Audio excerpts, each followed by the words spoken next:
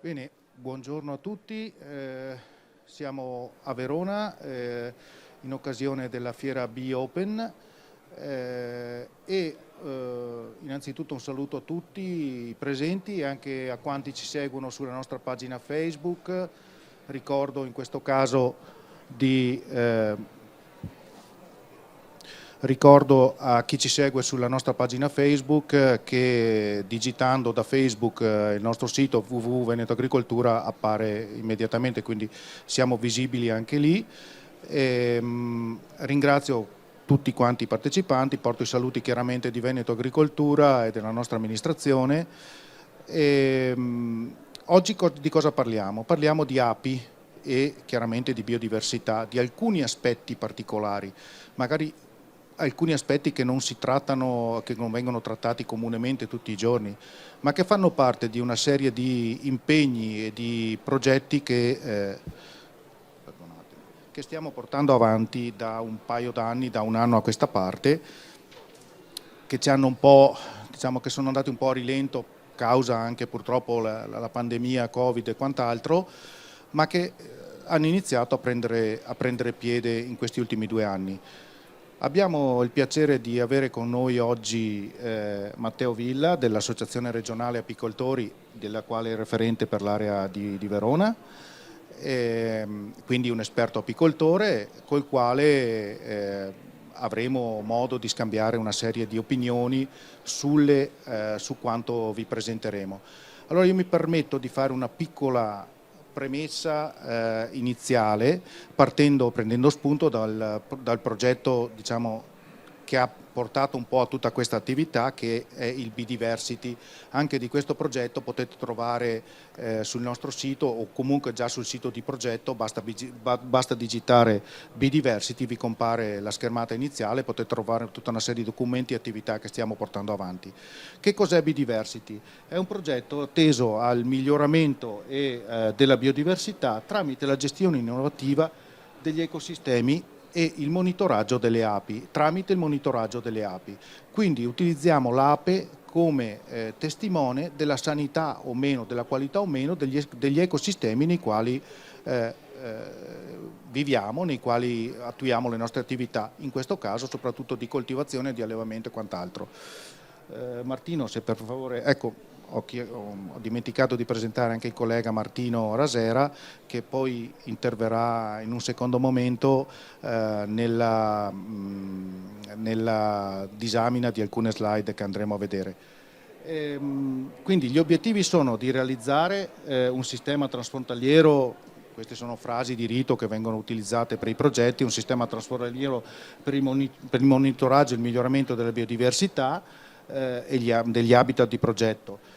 Una gestione sostenibile e integrata degli ecosistemi, la trasferibilità dei protocolli e modelli di gestione degli ecosistemi. Martino, per favore, vai pure avanti, che questa parte la passiamo molto velocemente. In sostanza, quali azioni abbiamo portato avanti noi? La realizzazione, ecco, il progetto coinvolge tre regioni, diciamo, 2 stati e 3 regioni. Il Veneto con la parte orientale della provincia di Venezia, il Friuli Venezia Giulia e la Slovenia. I partner di progetto sono 5, 2 sloveni e 3 italiani, noi, l'Università di Udine, il Polo Tecnologico Pordenone, l'Università di Lubiana e un ente di ricerca della Craina, quindi a nord di Lubiana. Ognuno di noi ogni territorio ha delle caratteristiche particolari, peculiari. La nostra area a est del Veneto non ha le stesse caratteristiche, che ne so, della Carnia, piuttosto che del Carso, piuttosto che delle colline o montagne slovene. Quindi abbiamo cercato di razionalizzare dei protocolli che prevedano comunque delle rilevazioni e degli obiettivi comuni, anche se poi diciamo, arriviamo per percorsi, diciamo, anche diversi, no? Noi per esempio nella nostra area non abbiamo allevamenti, abbiamo colture. Altre aree hanno invece allevamenti, quindi rilevare gli habitat con un certo tipo di coltura o con un certo tipo di allevamento, i benefici e anche chiaramente anche le particolarità negative che possono portare a questo tipo di attività. In tutto noi abbiamo 10 azioni, quindi abbiamo realizzato 10 aree, 4 le abbiamo realizzate noi in Veneto, 3 in Veneto, 3 in Friuli Venezia Giulia e 4 in Slovenia. Ogni stazione, ogni area è comprensiva di alcune stazioni apistiche nelle quali andremo poi a vedere cosa misuriamo, cosa valutiamo e quant'altro. Ogni stazione apistica è composta da un minimo di 6 alveari fino a un massimo di 10, 12, 15, dipende. Insomma, ecco. Noi abbiamo presso la nostra azienda di Valle Vecchia attualmente 4 stazioni apistiche all'interno della nostra azienda più una stazione apistica testimone esterna alla nostra azienda. Abbiamo 2 tipi di agricoltura diversa, sempre cerealicola, però con, diciamo, noi facciamo un'agricoltura con una difesa integrata molto spinta, quindi trattamenti ridotti all'osso, ridotti al minimo, valutazione dell'impatto ambientale che hanno le attività che portiamo avanti. Il testimone esterno invece è un'agricoltura un po' più classica, dove magari diciamo l'agricoltura, la difesa integrata è approcciata ma non portata avanti sistematicamente come facciamo noi, e ci serve un po' da testimone per valutare le differenze di habitat.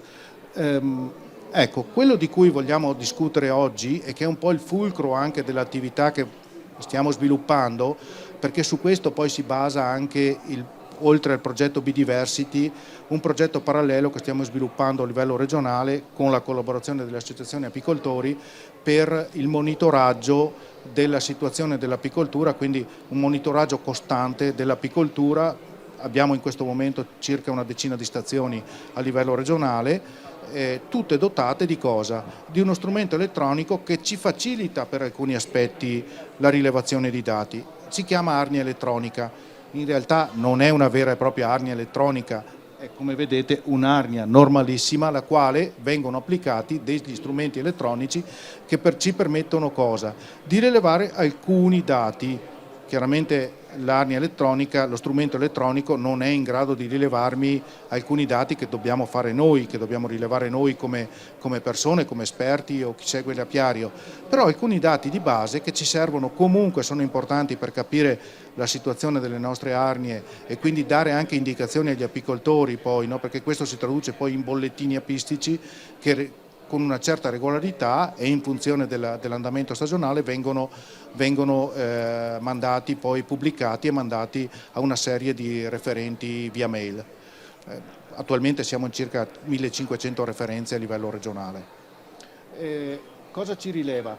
Ci rileva il peso dell'arnia in continuo, quindi ogni variazione di peso mi può creare un'allerta, per dire, no? Okay, ho un peso stimato iniziale di, mettiamo, 35 kg, vedo un calo drastico di 2 kg, 3 kg, mi sorge il dubbio e vado subito a vedere di che cosa si tratta e lo faccio in continuo, in immediato, senza dovermi recare lì, vado solo a controllare cosa è successo, può essere una sciamatura, può essere un colpo di freddo, può essere qualsiasi cosa, insomma, ecco.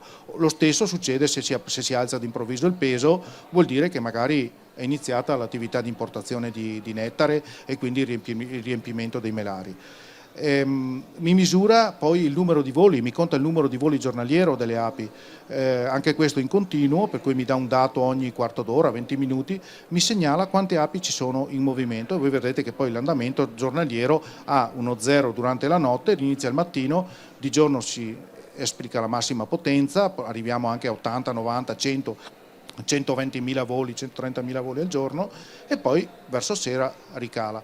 Se ho dei dati che sono un po' più bassi, probabilmente questo è indice di qualche problema che può avere la mia famiglia, che possono avere le mie famiglie, oppure può essere indice di tempo non, diciamo, di qualità del clima non eccellente, come per esempio è stata questa primavera.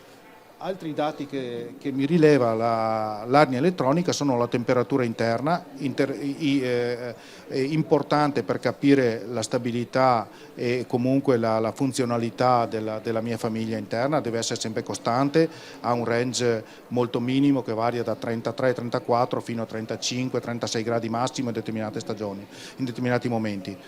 E poi mi rileva la temperatura esterna e anche la piovosità.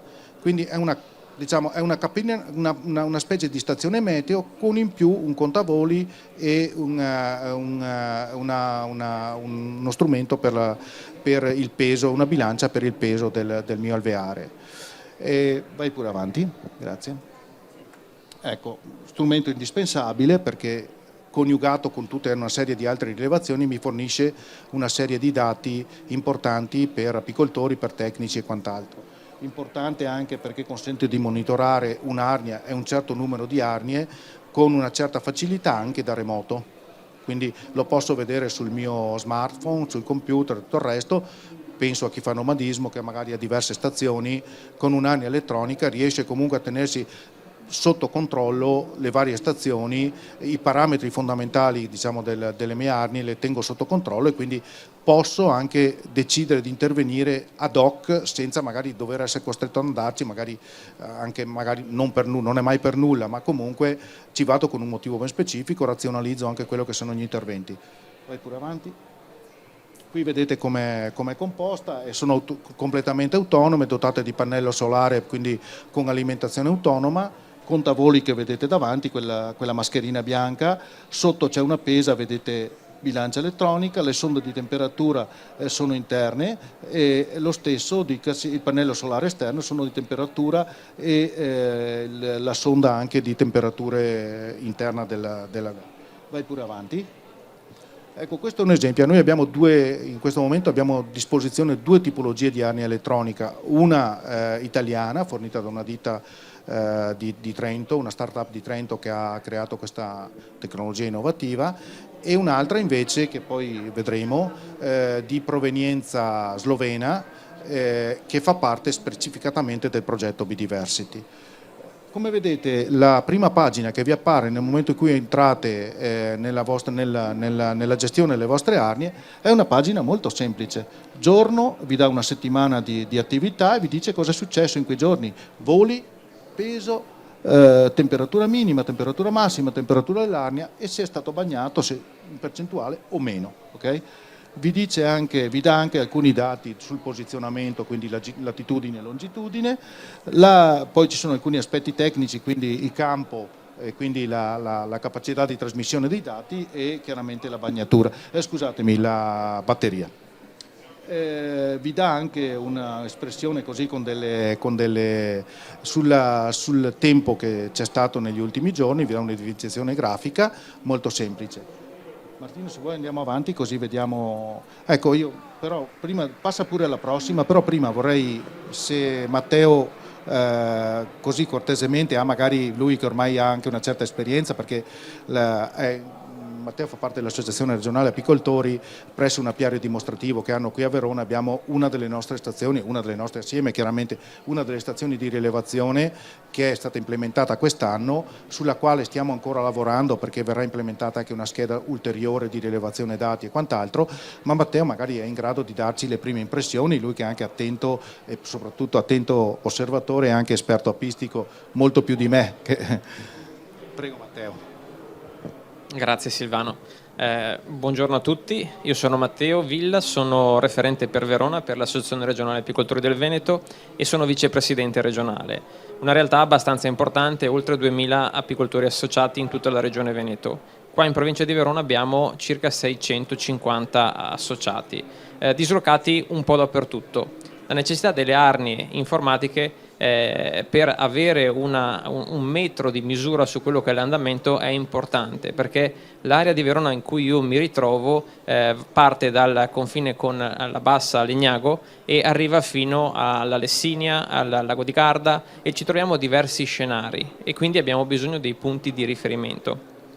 Come associazione regionale già noi nel 2018 insieme all'azienda che appunto fornisce questo dispositivo di Trento abbiamo fatto delle prove e avevamo in dotazione 3 arnie didattiche, arnie informatizzate, una posta in Lessinia, una sul Monte Baldo e una a Verona presso la sede dove oggi abbiamo installato quella con Veneto Agricoltura. I dati che si possono rilevare sono molto importanti. Prima Silvano ha citato la temperatura interna, è un dato importantissimo che ci permette di capire uno degli elementi per applicare una strategia di lotta integrata al principale parassita delle api, che è la varroa, la temperatura che abbiamo all'interno. Sappiamo che quando c'è della covata la temperatura è sopra un certo range, quando smette la covata e quindi si possono andare a fare determinate attività e interventi di tipo di controllo di varroa, abbiamo questo importante dato che ci viene restituito da questi alveari. Sul peso poi possiamo notare sì gli incrementi di produzione, le importazioni di nettare, quindi la necessità o meno di andare a mettere dei melari, e ci dà un po' la temperatura di quello che è l'importazione mellifere, ma ci dà anche un'informazione che è relativa alla sciamatura. Nel momento in cui noi rileviamo un drastico calo di peso, sappiamo che in quell'arnia è avvenuta la sciamatura. Il lavoro è molto importante per andare a creare una rete su tutto il territorio del Veneto, però è anche necessario per avere in disponibilità agli apicoltori delle informazioni tali da arrivare preparati in apiario per poter agire meglio nell'attività apistica. Grazie Matteo per le puntualizzazioni e per i chiarimenti che sono stati necessari e doverosi. Adesso possiamo rivedere quella di prima un attimo, questa, ecco, lascio un po' la parola anche a Martino, non l'abbiamo portato solo per cliccare qualche tasto, lui è un collaboratore che segue con noi da un anno le nostre stazioni, quello che ci dà anche una grossa mano dal punto di vista informatico, perché insomma è un ragazzo sveglio, giovane, bravo, e quindi ha anche una certa esperienza e quant'altro, quindi è lui che poi si dedica anche al rilevamento dei dati, trasformazione in grafici e quant'altro, che mi fa notare, che magari fa notare quelle che sono magari alcune peculiarità. E dall'annata, diciamo, di rilevazione abbiamo estrapolato alcuni grafici per farvi vedere l'importanza di queste arnie elettroniche. Mi premetto un'altra cosa: abbiamo iniziato il progetto l'anno scorso, diciamo, P-Diversity, quest'anno siamo riusciti a implementare un certo numero di arnie. È notizia di questi giorni, ho avuto conferma proprio in questi giorni, che riusciremo ad averne altre 5 più 2, quindi 7 arnie elettroniche, e quindi andremo ad aumentare quella che è già la base di rilevazione dati per il prossimo anno. Quindi vedremo magari anche in provincia di Verona di riuscire a posizionarne un'altra in un'altra situazione per avere un dato più omogeneo e completo. Quindi con un 15-17 arnie dovremo riuscire a coprire tutto il territorio regionale con una certa capacità, diciamo, con un margine di errore, o comunque con la capacità di dare a tutti gli apicoltori delle varie aree delle informazioni piuttosto dettagliate, precise e puntuali. Martino, se vuoi un attimo magari spiegarci le prime slide, i primi grafici. Volentieri. Buongiorno a tutti. Abbiamo due grafici affiancati, praticamente permettono di vedere e correlare anche l'andamento di più parametri. Va bene? Si sente meglio adesso? Perfetto. Sì. Permette di vedere appunto l'andamento in simultanea di più parametri. In questo caso abbiamo, nel grafico in alto abbiamo la linea rossa che rappresenta il peso. Invece in azzurro scuro abbiamo il parametro del numero dei voli, e invece nel grafico sottostante abbiamo temperatura interna dell'arnia in arancione, in verde abbiamo temperatura ambiente, quindi rilevata del predellino dell'arnia praticamente, e invece abbiamo in area azzurro chiaro la parte, i momenti dove c'è bagnatura, praticamente c'è un sensore che indica i momenti di bagnatura, che può essere di umidità esterna oppure dovuta a pioggia, precipitazioni. E quindi si riesce a vedere, per esempio in questo caso, come nel mese di maggio un peso inizialmente maggiore abbia risentito di un andamento climatico sfavorevole con abbassamento delle temperature. Si vede intorno al 9 di maggio le temperature soprattutto notturne sono scese, e di conseguenza si vede immediatamente la reazione di quella che è la famiglia e un abbassamento del peso, e che continua poi nell'arco del mese fino ad arrivare ai primi di giugno, dove gradualmente poi fuori da questo grafico c'è stata una certa ripresa delle temperature. Permettimi solo un intervento. Abbiamo notato poi, perché chiaramente devi verificarlo il dato, no? Da quello che abbiamo potuto rilevare noi sulle nostre stazioni che abbiamo, quel mese è stato molto pesante per le api, sia aprile ma soprattutto maggio, perché temperature molto basse, le api non uscivano o uscivano pochissimo, non trovavano fiori, non trovavano comunque alimenti da importare, e l'abbassamento è anche dovuto al fatto che si sono consumate le scorte. Quindi il mese di maggio in moltissimi casi, se non tutti, abbiamo dovuto, cosa finora mai successa, comunque alimentare le api per sostenerle, per consentire loro di sopravvivere, perché si mangiavano le scorte e non riuscivano a uscire a prendere altro nettare e trasformare in miele. Okay? Quindi è significativo per questo. Ecco. Questo ci dà, perdonami, ci dà anche la possibilità poi di creare, da qui inizieremo a creare anche uno storico stagionale, quindi vedremo poi gli andamenti vari stagionali che ci permetteranno alla fine magari del 2023-2024 di dire gli ultimi anni sono stati così, quest'anno cerchiamo di programmarci in questo modo, facendo delle ipotesi, lavorando con la statistica e queste cose qua chiaramente. Questo è uno strumento che ti permette comunque di avere un dato, diciamo di immagazzinare dati e poter fare poi delle previsioni e dare delle indicazioni a priori e cercare di sistemare le stagioni che, come sappiamo, purtroppo ogni anno presentano qualche peculiarità, mai positiva, purtroppo sempre negativa. Ecco, quest'anno l'unica positività, dopo magari apriremo un po' la discussione, è stato l'autunno, nel quale io sinceramente, poi Matteo magari me lo confermi anche tu, io non ho mai visto famiglie così ben strutturate per il passaggio all'inverno con Varroa, perché ho trovato parecchia Varroa, però anche con una grossa importazione di nettare dovuto al fatto che settembre e ottobre sono stati 2 mesi da estate più che da autunno. Okay? Quindi le api hanno lavorato con covata fino a tardissimo, anche in situazioni, diciamo, per esempio di media montagna o di collina, nel quale magari gli anni prima covata non la vedevi più, però è indice questo, insomma, c'è un po' di soddisfazione perché almeno per l'anno prossimo sembra che riusciamo a invernare degli alveari con buone scorte e potenti, forti, diciamo, che è importantissimo per partire bene l'anno prossimo. Vai pure avanti, perdono. E appunto abbiamo la possibilità di ricavare questi dati puntuali e anche giornalieri e stagionali a partire da aree di diversi fornitori che comunque hanno funzionalità piuttosto simili.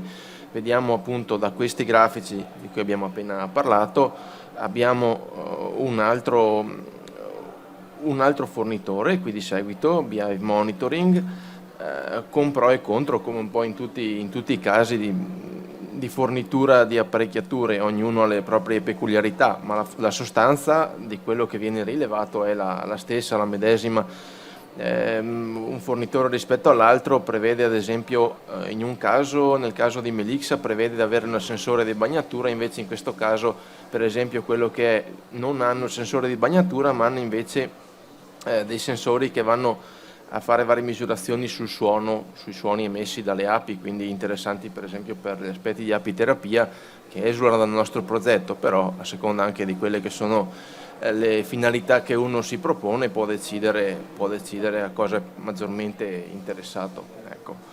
E in questo caso abbiamo appunto sempre l'andamento del mese di maggio, si può osservare come il grafico in bianco rappresenta sempre l'andamento di peso. Si vede appunto uno sbalzo di peso, probabilmente dovuto al fatto che era talmente freddo che è stato tolto il melario e quindi si vede Sì, è stato tolto il melario per poterle alimentare. Sì. Quindi,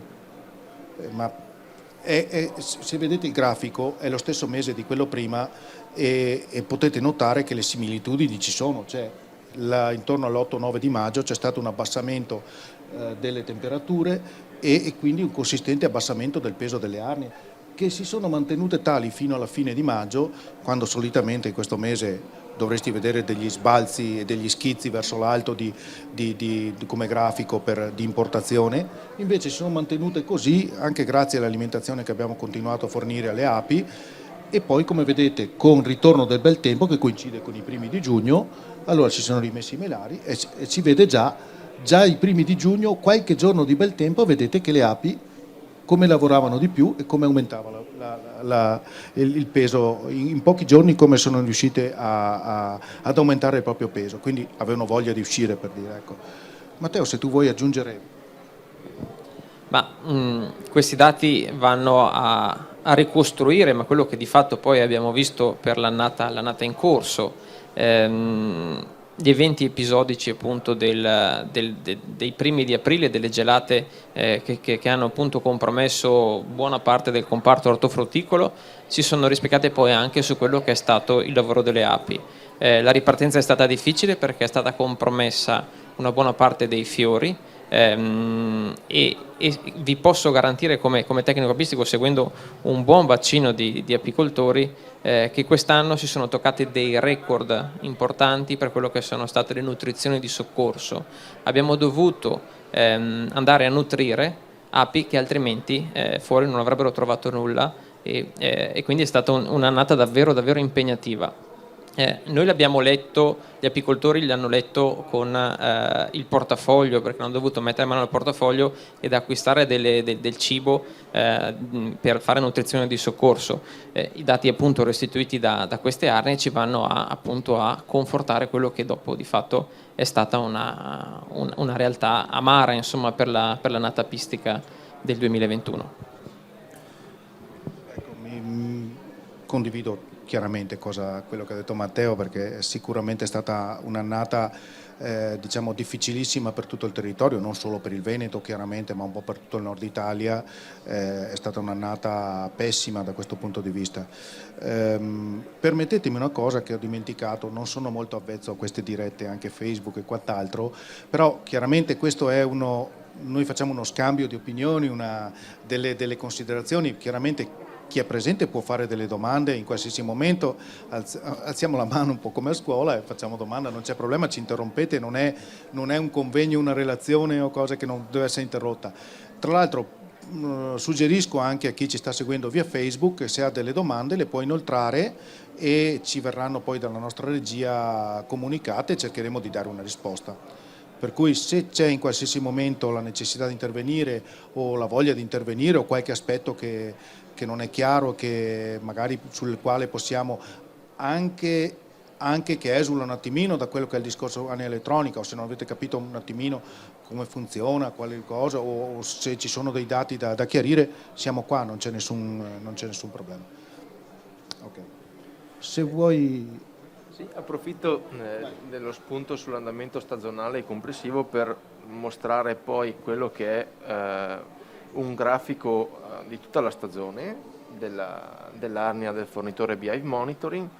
Si vede appunto in giallo l'andamento della temperatura interna, in viola si vede l'andamento del contavoli, per cui diciamo i picchi frequenti sono quelli dell'andamento diurno, quindi si vede chiaramente un andamento con un picco di massimo di numero di voli, diciamo, si hanno nelle ore calde del giorno, viceversa di notte è al minimo, e questo si ripete per tutta la stagione. Poi si vede invece un andamento stagionale dove chiaramente a fronte di un periodo primaverile con numero basso di voli si vede un aumento che rispecchia la campana dell'andamento proprio del ciclo di soleggiamento, anche quindi del numero di ore di sole. Perdonami, questo evidenzia ancora quanto abbiamo detto finora. Se vedete la parte primaverile, aprile-maggio, dove di solito dovrebbe esserci un'esplosione di voli, in realtà il grafico ci dimostra che sono stati molto molto più bassi rispetto per esempio a un mese di settembre-ottobre, dove di solito dovremmo andare verso una scematura, non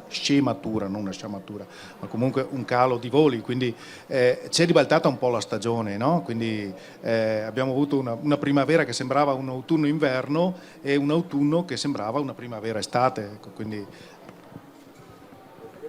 E questo è un altro grafico riferito al solo peso, questo è riferito a un'arnia che è situata a Lugugnana, quindi siamo in zona Venezia, e appunto fa vedere proprio come il periodo primaverile sia partito molto lentamente e poi gradualmente nel corso di maggio e poi di giugno ci sia stato un aumento di peso. Qui si vede invece nella parte inizio settembre viene tolto il melario, quindi si ha di nuovo un brusco abbassamento di peso, è legato a questo, e un andamento che va a stabilizzarsi e leggermente a calare adesso nell'ultima parte, negli ultimi giorni rilevati. Ecco, questo sostanzialmente. Anche questo è esplicativo, nel senso che sicuramente abbiamo avuto un periodo tra la fine di maggio, vedete l'inizio delle importazioni, quindi l'aumento di peso e quant'altro. È chiaro che siamo capitati in un momento nel quale alcune fioriture purtroppo le abbiamo perse e solitamente per alcuni aspetti il periodo di maggio è quello delle maggiori fioriture sul territorio disponibili per le api. Mi viene in mente la robinia, tanto per citarne una, che dà il più grosso quantitativo di miele di solito fornito dalle nostre api. La robinia fiorisce a maggio, primi di maggio in pianura, dopo la metà di maggio in montagna. Quest'anno sì, è fiorita un pochino qui in pianura, qualcuno è riuscito a fare qualcosa, però abbiamo notato per esempio una presenza di fiori molto piccoli, molto spesso privi di nettare. In montagna per esempio non è fiorita, se non si vedeva una pianta ogni 200-300 metri con qualche fiore su, soprattutto piante giovani. Le piante vecchie, che sono quelle che si riempiono di più, non sono fiorite, quindi parlo di montagna già dalla diciamo la zona pedemontana, per citare, qualcuno conosce la Val Belluna, lasciata la pianura si entra, è classificata a montagna, però siamo a 300 metri di altezza con un clima un po' più continentale rispetto, più alpino rispetto alla nostra pianura, però lì la fioritura di robinia non c'è stata, come anche qua. Se andiamo su verso un po' la collina, verso la montagna, fioriture non ce ne sono state. In pianura qualcosina si è fatto, ma pochissimo. Purtroppo questo grafico potrebbe essere ancora più elevato, quindi potremmo andare ancora più su di quei pesi se fosse iniziato un mese prima. Sicuramente avremmo avuto delle importazioni maggiori e una produzione di miele anche superiore. Io in questo momento, avevi qualcos'altro da aggiungere? Abbiamo qualcos'altro da far vedere? Sostanzialmente abbiamo fatto vedere quello a livello di grafico di cui disponevamo per questo evento. Se ci sono degli interventi da parte vostra, volete qualche delucidazione in più, qualche chiarimento sulle armi elettroniche, siamo qua disponibili.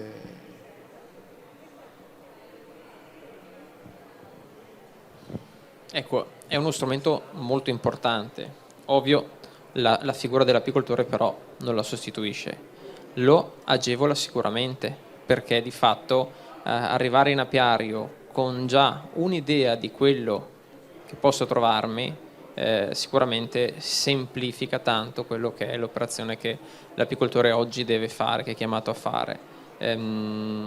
Purtroppo l'apicoltura stanziale è sempre più difficile, perché come abbiamo visto quest'anno basta poco, basta una gelata oppure basta una settimana di pioggia messa in un'epoca importante per quelle che sono le importazioni nettarifere e si va a perdere redditività dal settore apistico. Quindi sempre più apicoltori nomadi si spostano oppure hanno apiari dislocati in zone diverse per riuscire a frammentare il rischio di incappare in queste situazioni critiche sotto il profilo meteorologico, che possono andare ad inficiare la resa dell'attività apistica. Grazie mille Matteo. Diciamo che siamo ormai verso la chiusura, avevamo circa 3/4 d'ora a disposizione e volevo puntualizzare alcuni aspetti che chiaramente non essendo una lezione, non essendo un convegno specifico, non abbiamo predisposto un sacco di slide da far vedere, perché altrimenti il tempo non ci sarebbe bastato, però alcuni dati ci hanno, diciamo, che sono anche in relazione un po' al titolo del progetto Interreg. È vero che questo è Biodiversity, però diciamo, si coniuga un attimino con biodiversità, no? Quindi la gestione, lo sviluppo e la salvaguardia della biodiversità. Ecco, noi abbiamo stazioni posizionate un po' in tutto il Veneto, ne abbiamo in aree suscettibili, in aree sensibili, anche questa di Verona che abbiamo è un'area ad alta concentrazione di frutteti, quindi un'area piuttosto sensibile in determinati momenti, soprattutto primaverile e estivo, per la presenza di numerosi trattamenti antiparassitari. Abbiamo stazioni nella zona della viticoltura, del prosecco, possiamo dirlo perché ormai comprende un po' tutto il Veneto, il Friuli e quant'altro, e anche lì abbiamo notato che in determinati momenti ci sono delle problematiche. Abbiamo però delle stazioni anche in situazioni, in zone che hanno ancora un'altissima biodiversità. Abbiamo delle stazioni, per esempio la nostra stazione di Valle Vecchia, dove la biodiversità è ancora elevatissima dopo tutto il lavoro che è stato fatto negli ultimi 40 anni di ripristino appunto di un ambiente molto, molto più variegato, molto più composito. Abbiamo stazioni in aree naturalistiche e qui abbiamo potuto notare come la presenza di una grossa biodiversità floristica in questo caso, e quindi non l'affidarsi a un determinato numero ridotto di specie mellifere che ti va male, non hai altro, ok? In queste aree è tutto un susseguirsi di fioriture, allora ci può essere quella che ne risente di più, però contemporaneamente magari fioriscono altre, invece di avere 10 specie che fioriscono ne hai 100, 200, 300, no? Questo significa cosa? Abbiamo potuto notare dalle rilevazioni che in queste aree si è mitigata quella che è stata la stagione, nonostante la stagione sia stata negativa, questo aspetto di grossa presenza di biodiversità ha mitigato in parte, non in tutto, ma in parte, quelle che sono state le problematiche riscontrate in tutte le stazioni. Non che anche qui non ci siano stati dei problemi, però l'andamento anche produttivo e quant'altro, per esempio alcune stazioni ci hanno dato delle risposte anche produttive. Adesso non potevamo portarle tutte chiaramente perché altrimenti i grafici diventavano 50 e non si riusciva a farle vedere, però alcune stazioni ci hanno fornito dei dati incoraggianti da questo aspetto. Chiaramente se fosse stata un'annata ottimale probabilmente avremmo avuto lo stesso una differenza tra quelle e le altre stazioni, però il senso di dire dove ho maggiore biodiversità, maggiore presenza di specie, quindi di specie che fioriscono, che sono adatte all'allevamento apistico, lì mi salvo un po' di più, lo dico con parole molto povere per far capire, mi salvo un po' di più rispetto ad aree dove magari abbiamo una grossa presenza di monocolture o di colture, diciamo, che potrebbero essere utili ma che in determinati momenti possono anche crearmi delle problematiche di salvaguardia stessa delle mie api. Pensiamo a determinati momenti nei quali si fanno trattamenti insetticidi sia su frutteti sia su vigneti. Quindi, la biodiversità quindi è una cosa, è un fattore importantissimo, no? Oltre ad essere come si può dire, protagonista dell'attività delle api, perché grazie all'attività di impollinazione delle api se riesco a conservare maggiore biodiversità, a sua volta la biodiversità, quindi la presenza di maggior numero di specie sul territorio, mi consente una miglior come si può dire, vitalità delle api.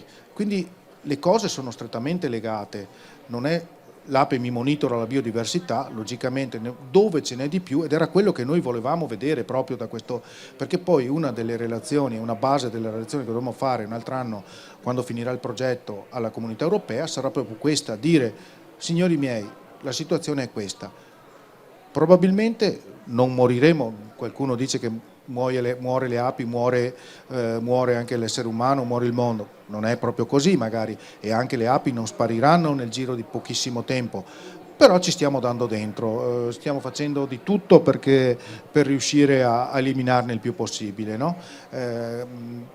Però è anche vero che ci sono degli strumenti e delle possibilità di intervenire da parte del legislatore, in questo caso Comunità Europea, lo Stato, la Regione, per far sì che ci siano interventi mirati per una ricostituzione di ambienti più adatti non solo alla sopravvivenza delle api, ma anche alla sopravvivenza della specie umana e comunque del nostro habitat di vita. Quindi sono dati piuttosto interessanti questi, e sono degli spunti che noi poi forniremo a chi di dovere per dire questo è un ambiente buono, questo è un ambiente super, questo è un ambiente sul quale, se non vivono le api, probabilmente a lungo andare non riusciremo a vivere nemmeno noi. Okay? Ecco, un po' questo è l'obiettivo che abbiamo. Io vi chiedo nuovamente, chiaramente è mio compito, anche se ci sono osservazioni, interventi, qualsiasi cosa vi venga in mente, prego. Scusami. Grazie. Quali sono i principali interventi che voi avete studiato per cercare di agevolare l'apicoltura stanziale? Come intervengo sul territorio per favorire la mia attività di apicoltore? Noi, questo è perdonami, come ente pubblico chiaramente noi, questo è uno degli interventi che è un servizio che cerchiamo di dare agli apicoltori proprio per garantire, per favorire la loro attività. Lascio però a Matteo, come responsabile di associazione, chiarire meglio alcuni aspetti. Allora, la risposta è sensibilizzare. Quello che si sta facendo da diverso tempo. Oggi godiamo di fatto di un'epoca molto, molto sensibile alle tematiche ambientali, al rispetto dell'ape. Dietro, nel mondo tecnico del lavoro degli apicoltori, appunto, diciamo che l'ape oggi è molto attenzionata ai media, e quindi appunto sensibilizzando, cercando di fare innanzitutto dialogo con l'agricoltura. Noi ci sediamo ai tavoli con le associazioni di categorie. La settimana scorsa siamo entrati a far parte qui nel Comune di Verona nella consulta agricoltura del Comune di Verona, dove appunto siedono le associazioni di categoria, per poter trovare una via d'uscita da quello che spesso, come ha citato appunto Silvano, a volte può essere un problema, la presenza di monocultura o l'utilizzo improprio di fitofarmaci. Quindi organizzarsi, parlare, conoscersi e trovare delle linee guida per far sì che ci sia sostenibilità reciproca delle attività agricole, perché l'apicoltura rientra anch'essa nell'attività agricola, non soltanto la produzione di vite o di frutta o allevamenti in generale. Da qualche tempo, non so se avete mai sentito parlare anche dei comuni amici delle api, anche lì sta partendo una tematica molto importante che ci dà degli strumenti importanti. Come associazione siamo presenti in diversi tavoli tecnici. È nato prima il tavolo tecnico dei comuni della Valpolicella, dove sono coinvolto personalmente, Comune di Verona, Somma Campagna, Lazzise, ma dopo anche nelle altre province della Regione Veneto sta iniziando a prendere piede questa iniziativa dei comuni amici delle api. Ci permette di siederci al tavolo insieme agli amministratori e ragionare su quelle che sono le azioni che si possono concretamente fare.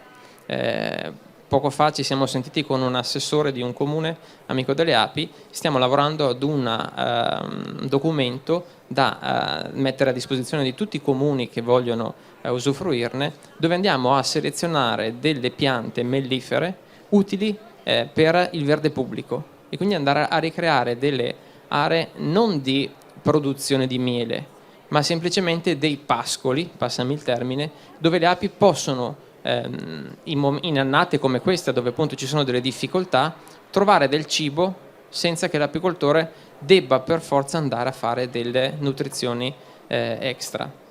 È un lavoro impegnativo, non è semplice, però oggi siamo seduti a un tavolo come apicoltori a lavorare su questi aspetti. Già il fatto di essere qui all'interno di una fiera e parlare di apicoltura è sensibilizzazione. Iniziamo ad accendere dei campanelli d'allarme, perché appunto abbiamo visto dei dati e gli apicoltori li hanno poi di fatto letti nella loro annata apistica, chiudendo i loro bilanci con estrema difficoltà. Però essere qui, parlarne, aiuta. Grazie Matteo. Una piccola comunicazione di servizio che mi è stata suggerita dalla regia. Finito il convegno, un attimo di pazienza, se vi fermate c'è la possibilità di un caffè, mi pare, e di un pasticcino, quindi per i presenti chiaramente, poi se ci aggiunge qualcuno penso non muoia nessuno, insomma staremo un po' attenti, ecco, solo comunicazioni di servizio. Ecco, tornando a noi, mi ricollego a quanto ha detto Matteo, perché il discorso validissimo questo. Si sta intraprendendo, e questo lo stiamo facendo anche noi, non solo con questo progetto. Quest'anno tra l'altro noi abbiamo fatto partire una serie di iniziative e altri progetti sempre europei e non solo, collegati a questo e propedeutici a questo, proprio per cercare di recuperare la maggior parte di biodiversità possibile a livello regionale, recuperare e stimolare il ripristino di biodiversità. Come? Allora, un progetto si chiama Pollination, lo potete trovare anche questo sul nostro sito, quindi potete vedere un attimino quali sono gli scopi, obiettivi e lo svolgersi del progetto man mano che va avanti, che viene aggiornato. Ha gli obiettivi un attimino che ha Matteo con i comuni, un po' più in grande su scala regionale. Qui noi stiamo cercando di mettere assieme territori, aree dismesse, aree non utilizzate a scopo irriguo, a scopo agricolo, ma non solo, anche aree, che ne so, vecchie aree industriali non utilizzate e quant'altro, per mettere a dimora tutta una serie di specie erbacee in questo caso, che mi diano un surplus di biodiversità in determinate aree. Attorno chiaramente avremo apicoltori che mi diranno poi in un secondo momento se queste iniziative sono valide o non sono valide. Altro aspetto, stiamo collaborando e lavorando su richiesta specifica delle società autostrade del Veneto, Autovie Venete, per creare e qui ci sono anche le associazioni, in particolare l'associazione regionale, per creare con loro delle fasce verdi lungo le autostrade. Voi sapete, l'autostrada è bellissima, si fa presto arrivare da un punto all'altro, però ha un impatto micidiale per il traffico, perché c'è l'asfalto, perché questo, per quest'altro.